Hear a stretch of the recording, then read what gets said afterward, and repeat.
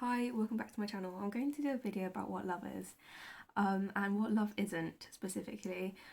I see love as something very pure and beautiful and something that does not need to be sniggered at in life, and it's important, I think, to bear in mind that two people can love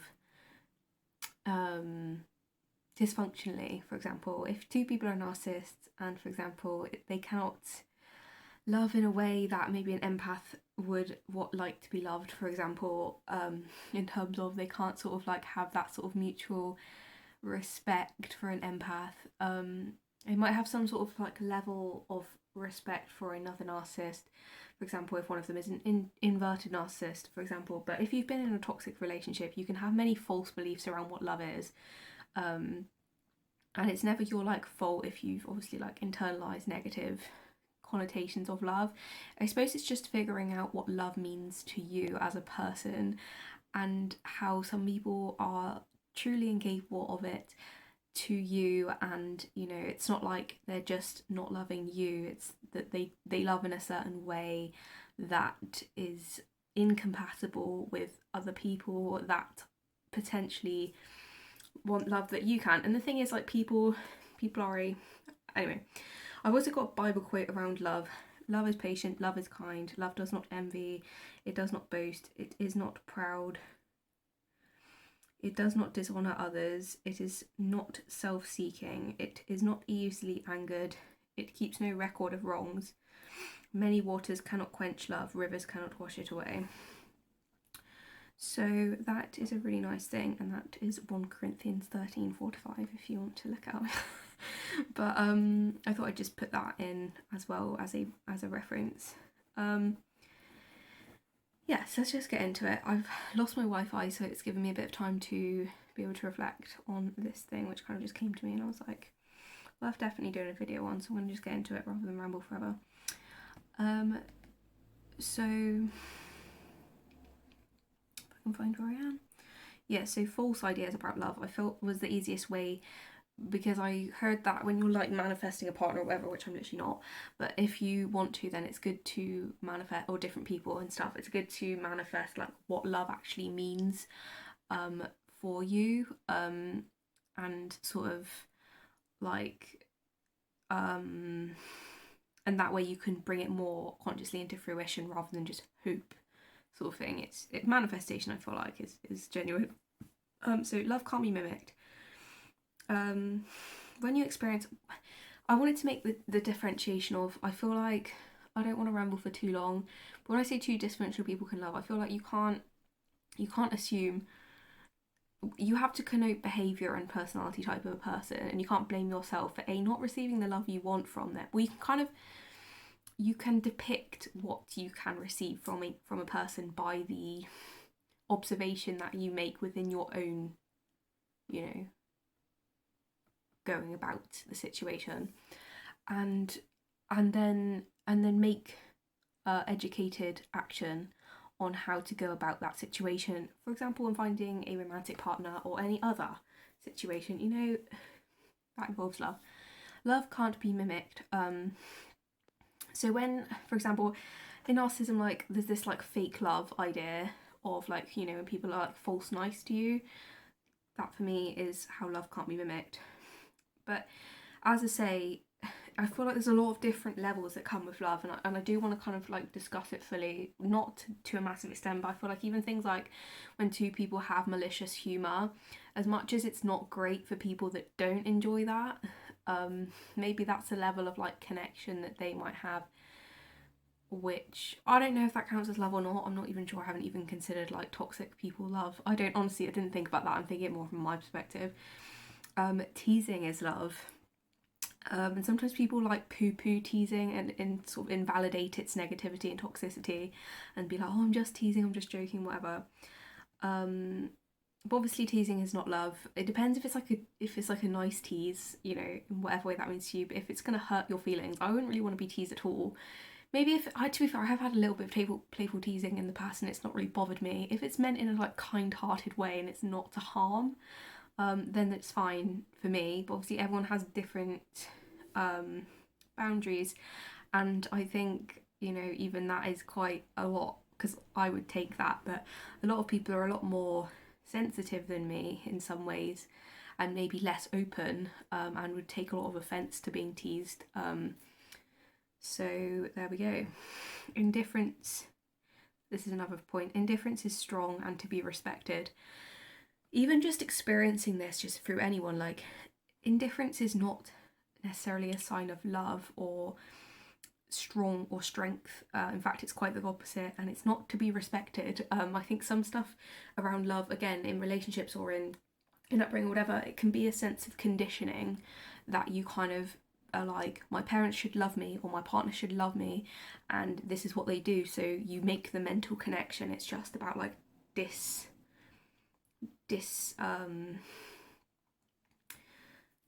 not really discharging, but I suppose just disconnecting the two things, because when you're conditioned a certain way, obviously you will be programmed to be in that certain way, because your mind is a computer, as I like to say.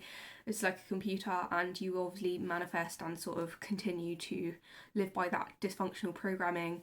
That was not your fault in the first place, but you can do something about it and being proactive. Vulnerability shows weakness, and that's a very tiring concept to live by. And I think this is very untrue.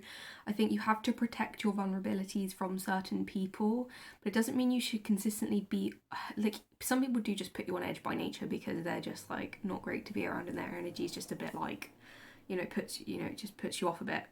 But vulnerability, I suppose it's just about being in your power as much as you can in that situation, and obviously just like living your life. But vulnerability is not a sign of weakness. And to think like this is untrue. Like, vulnerability is a beautiful thing when exposed to the right people, and not sort of take it. I heard this really nice point the other day, yesterday or something, that your presence is powerful. So like God's presence, for example, I think we're made in the image of God, and God's presence is powerful. You shouldn't just like dangle your presence around different people. Like, some people like to refer to narcissists as like snakes, and I'm not saying they're like demonic, but it's not really funny. A lot of their like things that I've gone through in here are like literally demonic, but like maybe not demonic, but like God, in the Bible it says like snakes are like the symbol of like demonic, right? But it's a case of, let's just leave that for what it is. I'll get on to a bit of stuff like that. I'm not saying like, I'm just making a bit of a link here, because when people say, oh, they're such a snake, it literally says like the serpent in the Bible is like the devil, so just putting that out there and making that link. But yeah, I don't think vulnerability shows weakness. It does show weakness, but it should be given to the people that have earned your trust before you sort of allow that vulnerability to be shown. Because if you're sort of just giving vulnerability to people, it gives away a sense of power, and it's something that you have to bear in mind, I find, when showing vulnerability. So it can be a sign, it does in theory show weakness, but I don't think it does show weakness. I think it shows strength, but it's just about not sort of giving that vulnerability away if not needed. But it's also not about being hyper vigilant, because I think a lot of narcissistic people are very overprotective of their ego because of their like personality disorder or whatever. But at the same time, if you are like vulnerable, if you don't have to live on a hypervigilant state to sort of mimic that pattern, and I've noticed that as another thing. Love is manipulative, and again, when you say it out loud, it obviously makes no sense. But for example, if you or even are still in relationships with people that are manipulative, you might just connote that love is manipulative, and obviously it's not. Love is simple, and some people can't love, and that's not your fault. It's about healing your sense of love. I'm not gonna like obviously go into like complete depth in every single thing, because I'm already on 10 minutes and we don't want to keep losing space. So love is harassment. Again, when you say it naturally, it's gonna just not sound correct, but love is not harassment. In their relation church, they talk about knocking on God's door if ever you pray, or obviously I keep talking about God, but if you're not someone that prays, but I don't think there's anything wrong with persistence and consistency, and obviously following up on things like, you know, sensibly and whatever. I don't think there's anything wrong with that, and sort of like, you know, being proactive and trying to get what you want and stuff. And I don't think there's anything wrong with that, obviously, as long as you're not sort of like scaring anyone or being like too over the top about it. But love's not harassment. Like, harassment is usually based on dominance and sort of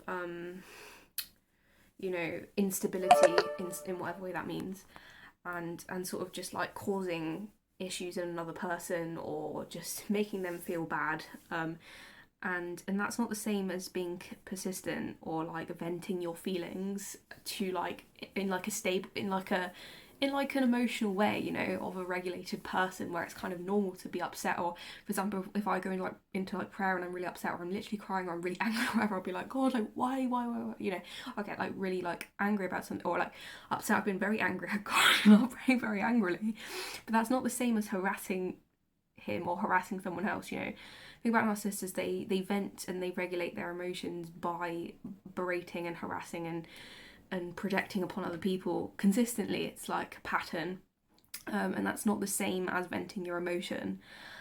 So there we go. Or sort of like talking to someone or contacting someone against their will, you know, and stuff like that. That would count as harassment. So God wears a mask. Love wears a mask, and is false. Again, makes no sense when you say it out loud, but again, when you're around people that are like narcissistic, you're gonna connote it, because it's probably more of a. I'm gonna just quickly branch out onto narcissism for a sec. It's because I think potentially of this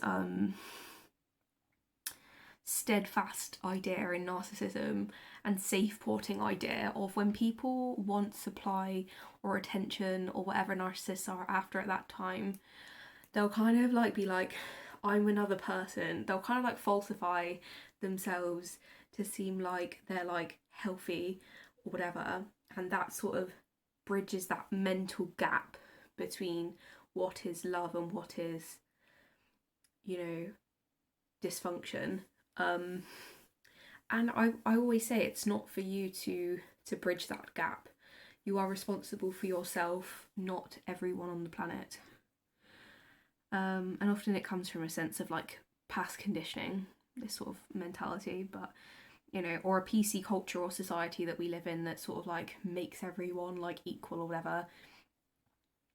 That society, it doesn't have to be you, you know, or it's some senses of society. I don't think it's everyone in society, because you know what system means that you have to logically validate every single person equally. Not many. But and often that's not how the world works anyway. But you know, maybe if you put it on paper, it would make sense. But you're not responsible for other people's dysfunction. And it's about discerning what isn't love and then setting boundaries around that, because if you allow yourself to be abused or to go about experience that is not love, you're not being loving to yourself. And it's loving to protect yourself as well. That's a sense of love, because I haven't really touched on this video what is love, just mainly what isn't. And I've obviously put that Bible quote in. Maybe I'll do a different video on what is love, or maybe I'll put it at the end if I have still got space. Probably won't. I wouldn't hang out for that. I think it's mainly just gonna be about what isn't. But I think love is involved in protection from stuff that isn't, because the opposite to love is hate, and it's even, I'll touch on that a bit later. But if you're not protecting yourself in a loving mean, you're exposing yourself to hate and opposition of love. So that's not going to be healthy for you on any level. Next, love is shallow. I just want to add though, I do think we all have some level of divine protection, even without our awareness. I just want to put that out there. But God wants us to be conscious, I find, I think He wants me to be conscious. I can only speak from my experience of what I personally do, because we all have free will. So love is shallow.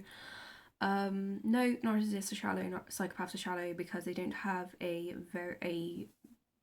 depth of emotion because of their dysregulation and their consistent need to sort of validate the external self and the ego self, and inability to look within themselves and sort of assess themselves and make that sort of brain process happen. Love is invalidation.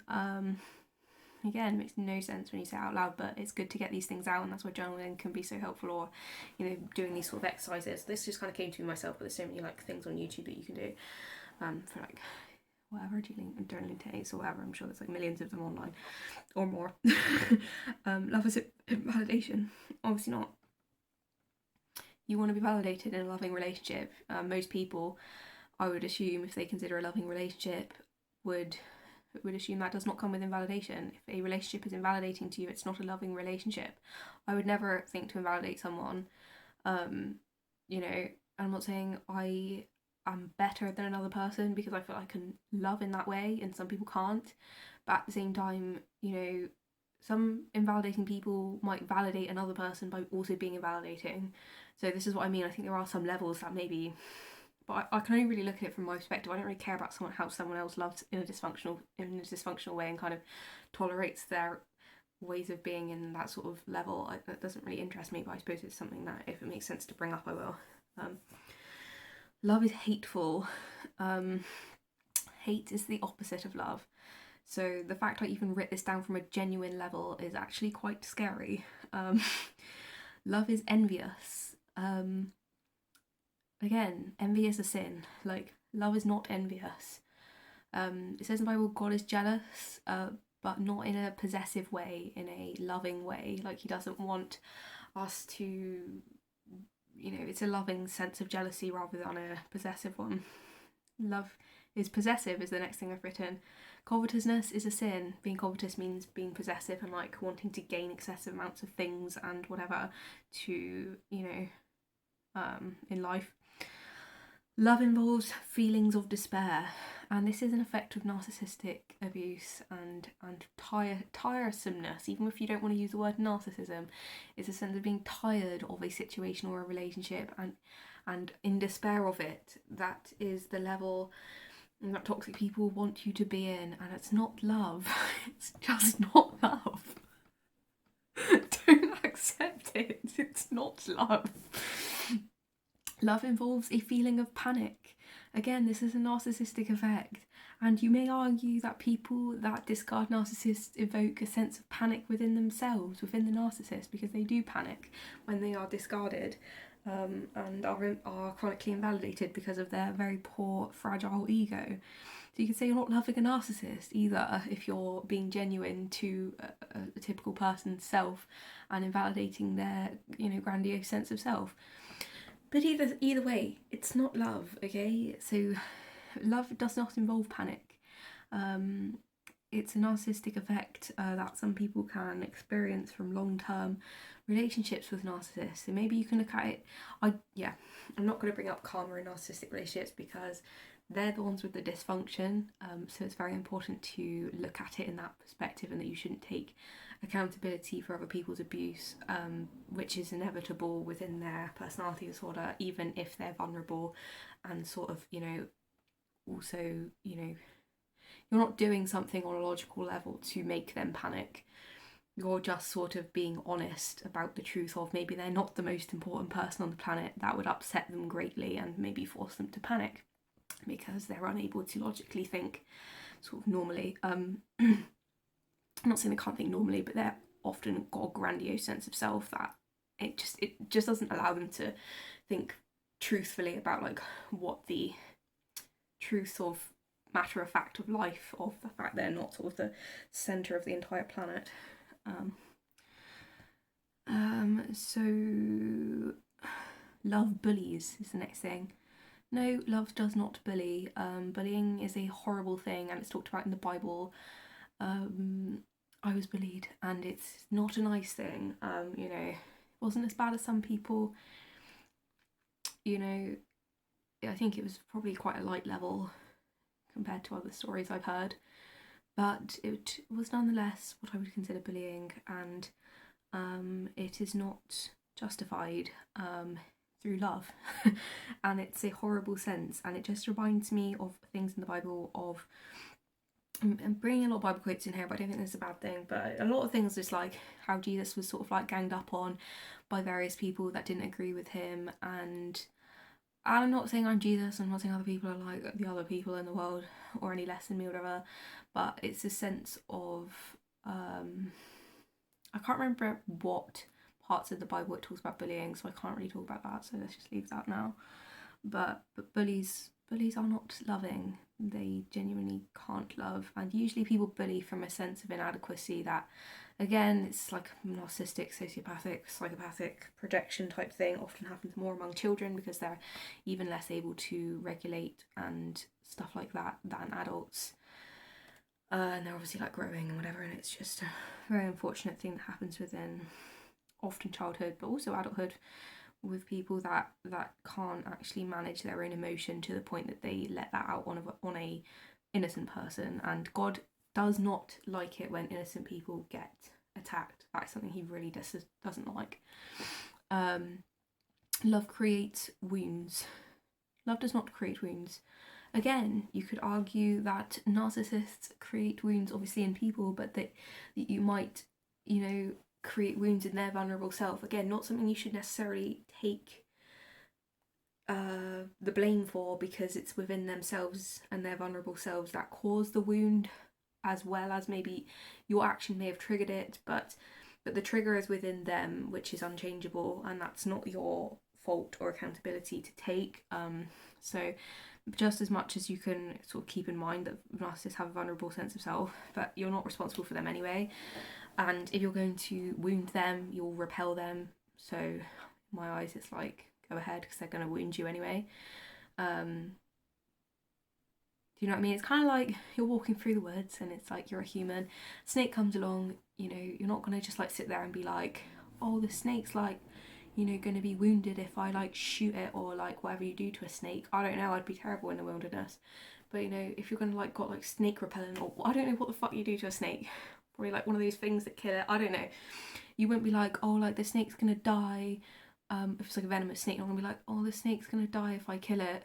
You're just gonna kill it to protect yourself, aren't you? Do you know what I mean? Love doesn't listen, or doesn't have time to listen. I think having more and more healthy relationships and being more and more stable in healthy relationships, it shows me this sense of there's so much lee room in healthy relationships. And if someone doesn't have the time to listen to you, it's not a case of like, you meet someone one day, or you have a friend and they don't have time for you one day and you should just cut them off. It's not like that, and obviously everyone has different things, but I think you will make, and it's not a case of even like, it's not even like a standard you should hold. It's not like if you don't have X amount of time for me, then you're not a good friend. It's not like that. It's just a case of like, I think there can be compromises made in healthy relationships, which can't be made in toxic ones because of the inevitable imbalance that there just is because of people that have personality problems. Love means someone doesn't care. Again, maybe this is a little bit less overtly sounding and openly shocking, because I think a lot of people could probably relate to this one. Love means someone doesn't care. Like, obviously this isn't true. Like, you're always going to care about someone that you love. But I think this sense of like, I think it can just happen with people that are neglected, potentially growing up or whatever. You can repeat the same pattern and seek out partners that are neglectful or don't care, because it's just familiar to you and a pattern you're comfortable with. Because often if you're like programmed to a certain way of thinking, anything that differs from that will be unfamiliar and therefore not something you're manifesting, and scary to whatever extent that is.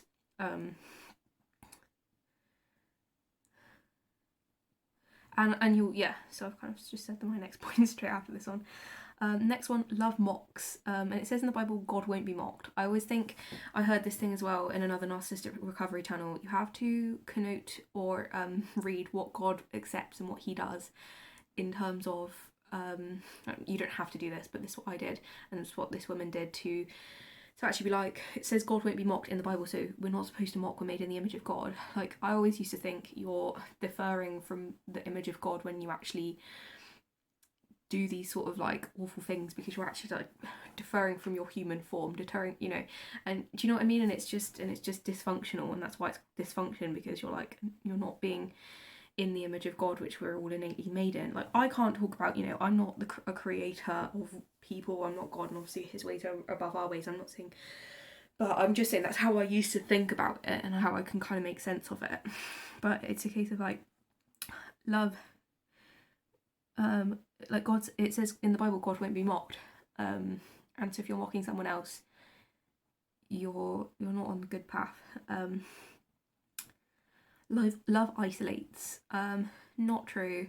I think this sense of isolation can often be connoted, again, it's one of those things that are a bit blurred lines-ish, at least to me, I think.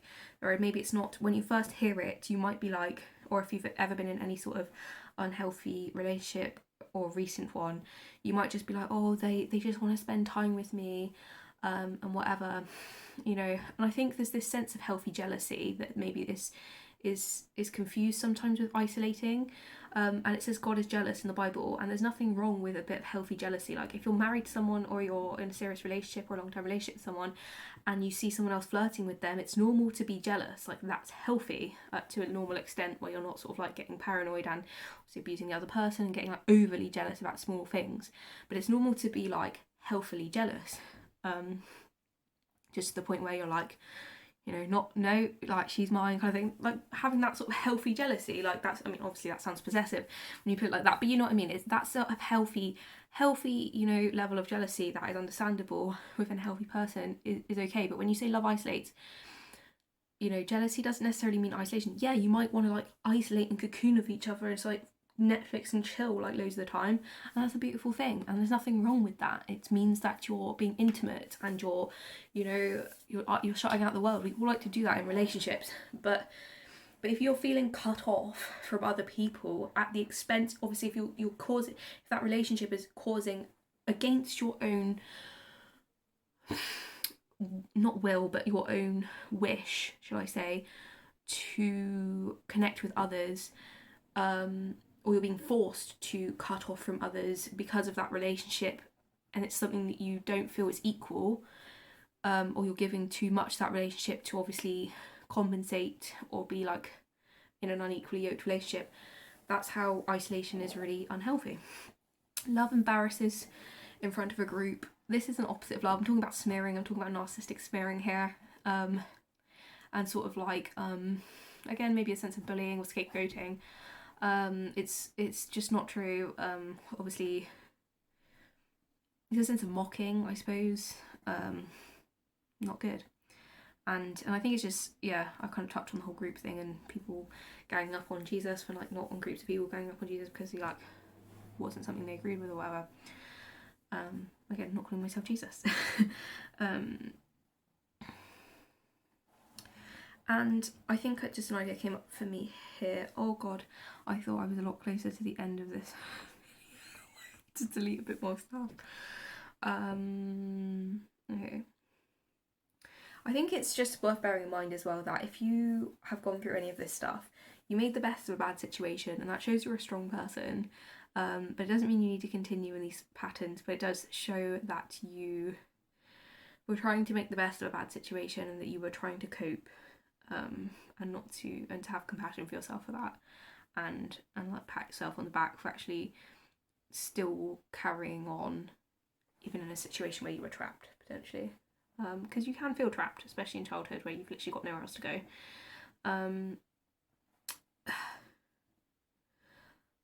Love pulls back on commitment. This is a sense of manipulation, and potentially what I'm talking about here is like pulling back on your word. If you like promise something, it's a sense of like violation of trust, and love is built on trust.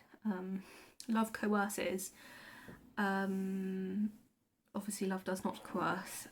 You would naturally go with your intuition and how you feel. Have you ever been in that sort of a relationship or even a friendship or just a situation with a toxic person where you just feel like, you know, in the back of your mind or in your gut that you don't want to be doing something, you don't want to be in that situation or whatever, and you still like have them sort of like, oh no, it's okay, like, not, I'm not talking about a sense of like rebellion or fun or whatever, where they're like, oh come on, like let's, or like your friend like jigging you up for something. It's not like that. It's like if someone's like, oh no, it's fine, like, you know, let's just like do this, and you're like, no, like I don't want to do that, like, you know, not a sense of like, you know, rebellion or whatever, or talking you into something impulsive and fun, but just a case of like, you know, a toxic person's like, come with me and do this, and you're like, I don't really want to spend time with you because I don't really like you, you know, not in a nasty way, but they're just a bad influence, they're just bad vibes and toxic, and they, you know, do stuff to upset you.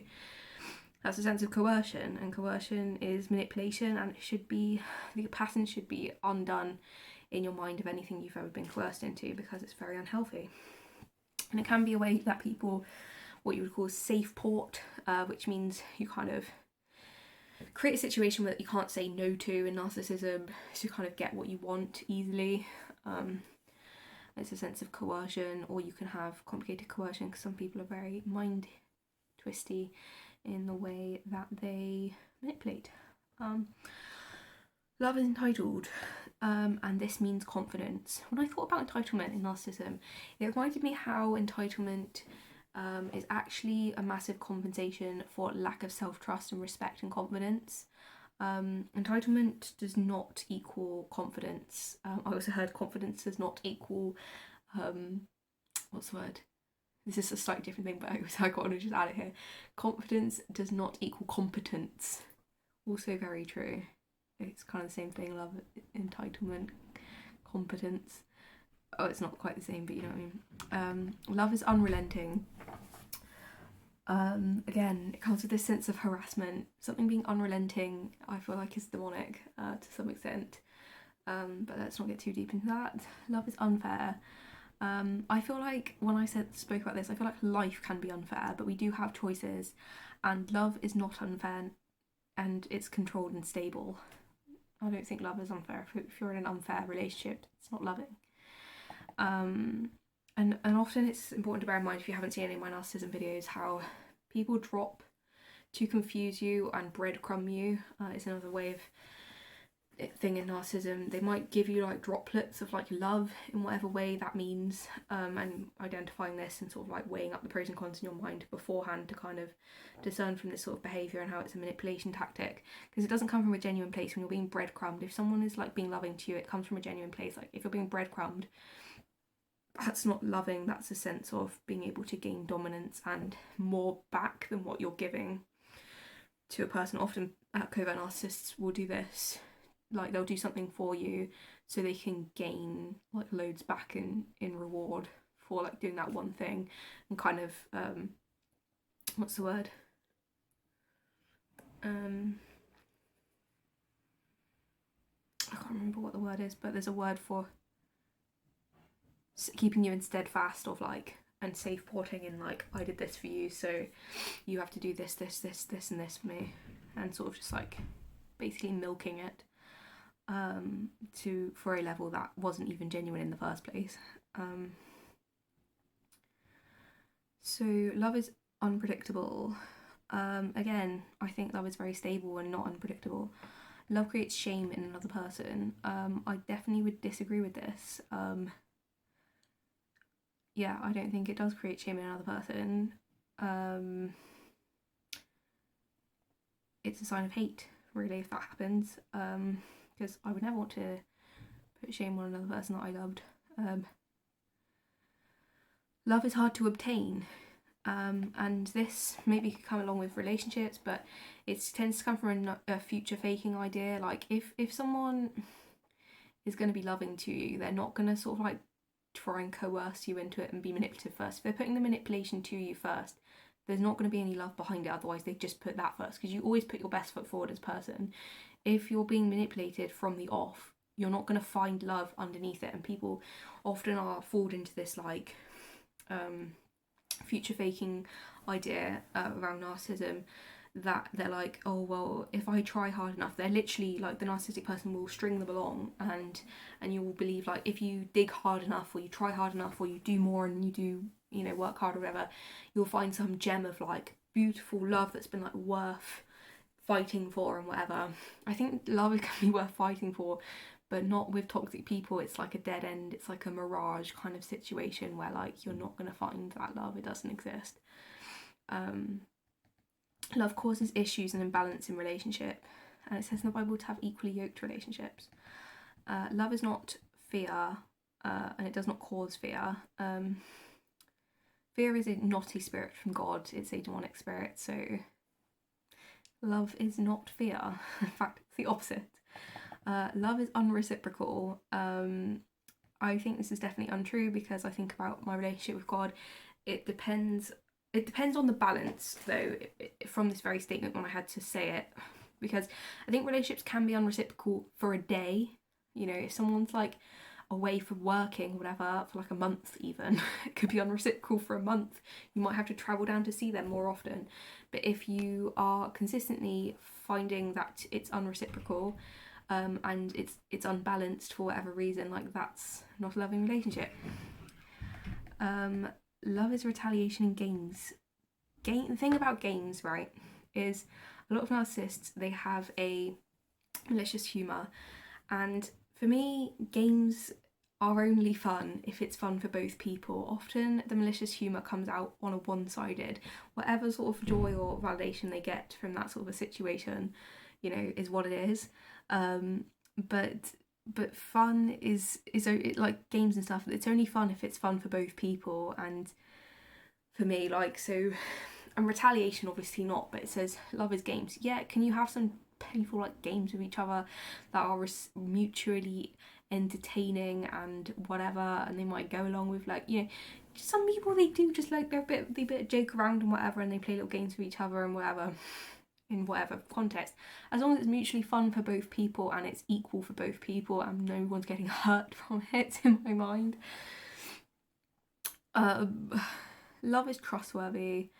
Love is, but I get, like, obviously, again, to address the toxic love sense, if two people are enjoying the malicious humour, they might be using that at the expense of another person. I don't live on cloud and planet whatever where I feel like everyone loves and fairies and whatever, but I sound empathic, let's put it that way. But some people might both connect on that malicious humour level and have malicious games with each other that are both toxic, for example. I'll just chuck that out there. Love is untrustworthy. As I said, love is built on trust. Love excludes. I feel like I'm trying to cut stuff out. I feel like they're all different things. Love excludes. Love should be there as a foundation for connection if it exists. It will like, you'll naturally exclude, and this is the thing, I think, getting back to your like set point healthy level. I'm not saying you shouldn't elevate, but when you get to I think often things like abuse and stuff, they program you to accept a different form of love, which isn't something that you innately want. It's something you've just had to sort of deal with. And something like exclusion, I don't think exclusion or discernment, if you like, is a bad thing. And if you're naturally excluding or discerning, that's a good thing. It shows that you don't want it.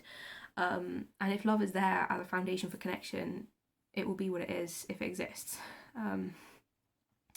Love hurts. Sometimes it comes with harsh compromise. So to be fair, love can hurt, right?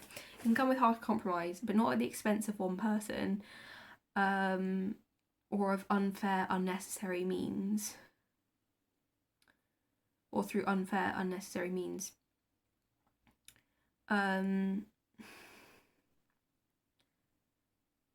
Yeah. So I do think love can hurt sometimes. Like, for example, like if someone goes and moves across the country because of their work or whatever, you know, that could cause some level, like if you have a healthy enough relationship, it shouldn't hurt, because you should just make it work and it should be comfortable for both people. Obviously you might get a level of heartache that might come from not seeing them as much as you want to, and that would be the level of hurt that I'm talking about. And like, obviously people do fight and arguments and stuff, like love can hurt, and relationships can be, you know, very much can hurt at times if you have fights and whatever. You're putting that sense of vulnerability into a relationship to an extent, whether it's consistent or whether, you know, what if the odd person chucks something back at you out of spite and through heat of the moment or whatever, that can hurt a person, you know. But in general, you should not want to be hurting someone, and finding out healthy conflict resolution is going to be obviously like paramount in finding sort of like healthy relationships. Because I wouldn't want to, you know, like if I loved someone, like a friend or anything else, like I wouldn't want to hurt them. So there we go. I'm sure most married people, if anyone watches this, it might be like, if you've made it to 40 minutes, unlikely, but there we go. Love is pathetic and to be pitied. And I think love is a beautiful thing. Fake love is to be pitied, because that is pretty pathetic, if you ask me. Love is resistant. And this is, again, I think, based around trauma bonding. When people are all in or all not in, love is consistent, not resistant. So a narcissistic pattern, again, is that they'll be consistent for a while and then they'll sort of like be inconsistent and create this sort of like level of like confusion or like ambiguity around a situation, just for like attention, or just to kind of like rope you in, or like get your brain chemicals confused around, or like hooked in that sense, because like they're trying to manipulate. Love is scary. Love isn't real. Love is scary. Real love isn't, but fake love is. Fake love is scary because, you know, you're putting yourself at a vulnerable position. You should be scared of fake love because it's not real, and it can bring you harm because someone doesn't